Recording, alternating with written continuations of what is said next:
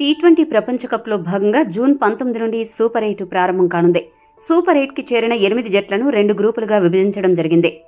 మొదటి గ్రూప్లో team India, Afghanistan, Australia ఉండగా ఇంకో స్థానం కోసం బంగ్లాదేశ్, నెదర్లాండ్స్ పోటీ పడుతున్నాయి.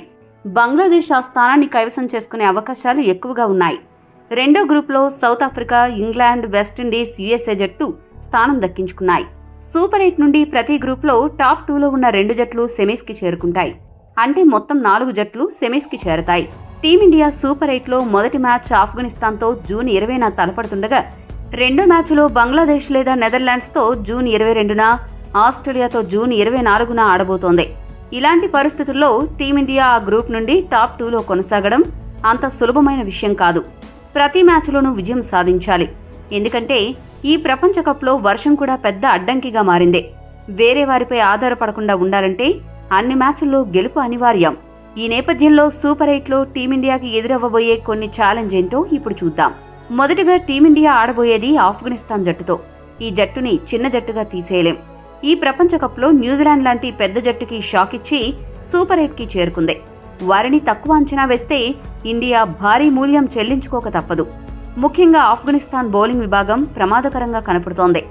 ఇక బంగ్లాదేశ్ లేదా నెదర్లాండ్స్తో ఆడబోతున్న రెండో మ్యాచ్లో టీమిండియాకి కొద్దిగా ఎక్స్ట్రా అడ్వాంటేజ్ దొరకొచ్చు.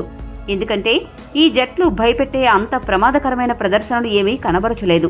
అయినప్పటికీ శ్రీలంకను ఓడించిన బంగ్లాదేశ్ని తక్కువ అంచనా వేయలేం. ఇక చివరిగా ఆస్ట్రేలియా జట్టు. వీరితో ఆడబోయే మ్యాచ్ టీమిండియాకి చాలా కీలకం. ఇప్పటివరకు ఇండియా ఆడిన మ్యాచ్లు అన్నీ సాదాసీదా జట్లపైనే.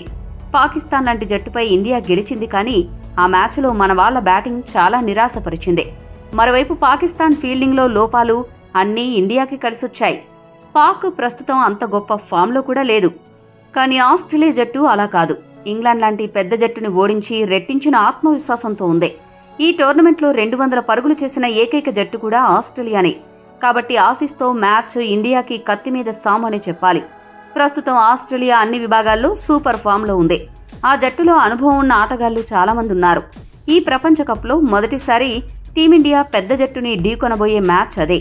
ఇవన్నీ ఒకెత్తైతే టీమిండియా ప్రయోగాలు చేయాలని భావించిన కెనడా మ్యాచ్ కాస్త వర్షార్పణం అయింది. దీంతో ఇప్పుడు ఎటువంటి కాంబినేషన్తో బరిలోకి దిగాలి అర్థం కాక ఇండియా యాజమాన్యం తర్జనభర్జనలు పడుతోంది. ముఖ్యంగా కోహ్లీ ఓపెనర్గా వరుసగా 3 మ్యాచ్ల్లో సింగిల్ డిజిట్ స్కోరు చేసి నిరాశపరిచాడు.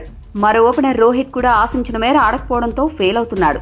హార్దిక్ బౌలింగ్లో పర్వాలేదు అనిపించినా బ్యాటింగ్లో తేలిపోతున్నాడు. జడేజా ఆల్రౌండర్గా పూర్తిగా విఫలమయ్యాడు. సిరాజ్ కూడా వికెట్స్ తీయడంలో వెనకబడుతున్నాడు. బుమ్రాపైనే భారం పెరుగుతుంది. ఈ లోపాలను టీమిండియా అధిగమించగలదా? సూపర్ 8 నుండి సెమీస్కి ఇండియా వెళ్లగలదా? మీ అభిప్రాయాన్ని కామెంట్ చేయండి. మరిన్ని అప్డేట్స్ కోసం మా ఛానల్ సబ్స్క్రైబ్ చేసుకోండి.